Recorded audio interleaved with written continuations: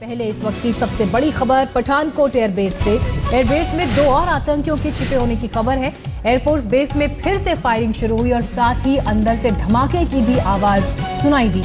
सेना ने पूरे इलाके की घेराबंदी शुरू कर दी है। हेलीकॉप्टर से भी इस इलाके की निगरानी की जा रही है और सबसे ज्यादा जरूरी इस पूरे इलाके की तलाशी है, जो लगातार जारी है कल से शुरू हुए एनकाउंटर के बाद से।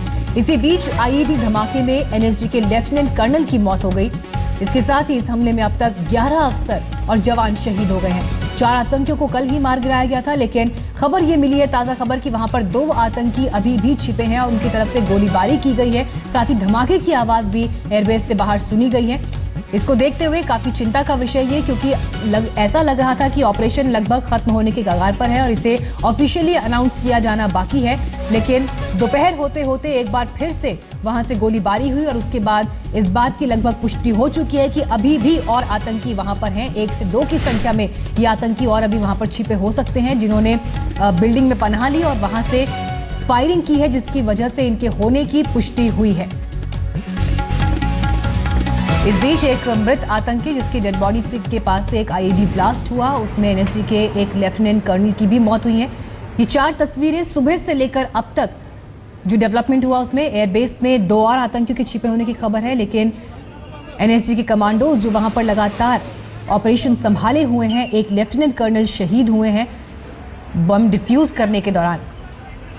इसके साथ ही इस पूरे इलाके की फिर से घेराबंदी कर दी गई है और वहां पर तलाशी अभियान, सर्च ऑपरेशन लगातार चल रहा है। हेलीकॉप्टर से निगरानी की जा रही है, लेकिन 2 और आतंकियों को पकड़ना अभी सुरक्षा बलों के सामने एक और बड़ी चुनौती है, क्योंकि बड़े इलाके में ये एयरबेस फैला है और ऐसे में चप्पे चप्पे को छान मारना अपने आप में एक चुनौती है।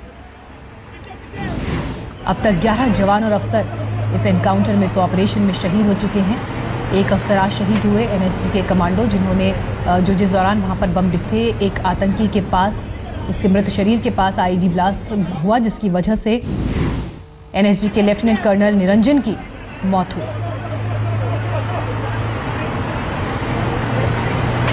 मोर्चे पर टैंक तैनात हैं, साथ ही रॉकेट लॉन्चर तैनात हैं। इसके अलावा चप्पे चप्पे पर निगरानी है। इस पूरे इलाके की नाकेबंदी कल ही कर दी गई थी ताकि कोई भी आतंकवादी यहां से बचकर ना निकल सके, लेकिन अभी भी इस पूरे इलाके का सर्च ऑपरेशन लगातार जारी है और इसे क्लीन करना बहुत ज़रूरी है, क्योंकि कल जब सबसे पहले खबर आई थी तो यही आशंका थी कि 5 से 6 की संख्या में ये आतंकी अंदर दाखिल हुए हैं, जिनमें से 4 को कल ही मार गिराया गया।